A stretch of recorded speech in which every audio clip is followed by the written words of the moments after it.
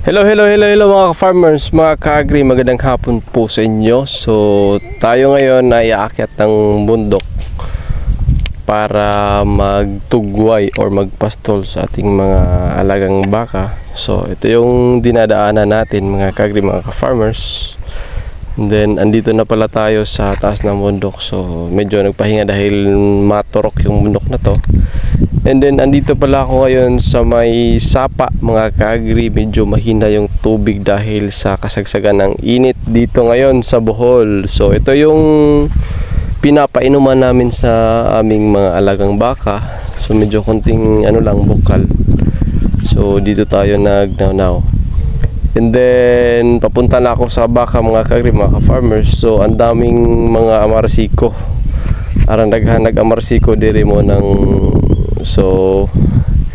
inano natin yung punch natin na para kuntila yung amarsiko na makuan sa atong punch at Bisaya na niya mga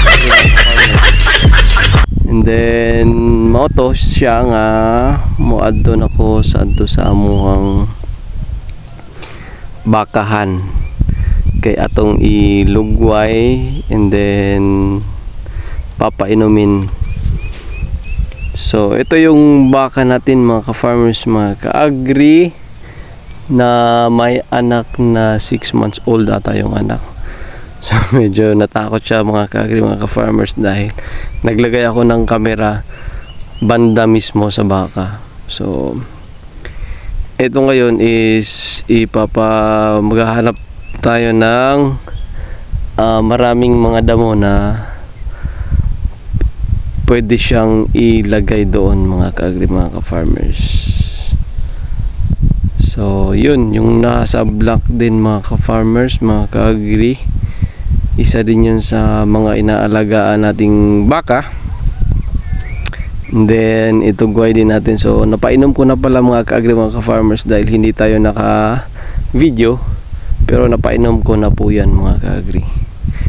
So yung block is yung next natin na kukuhain. And then meron din yung anak na lalaki. Ano kasi yun, native na baka mga ka-agri, mga ka-farmers.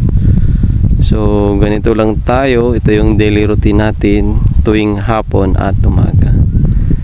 So sobrang lawak nito mga ka-agri, mga ka-farmers. Marami kasing baka doon sa palibot to mga ka-agri.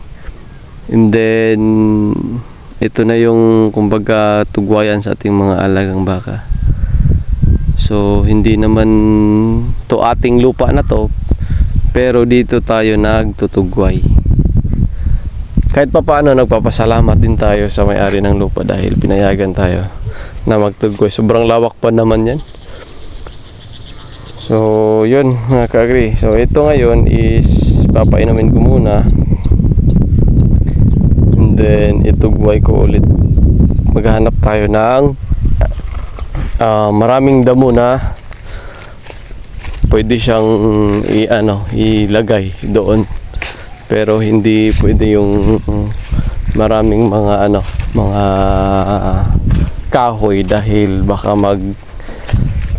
magsabod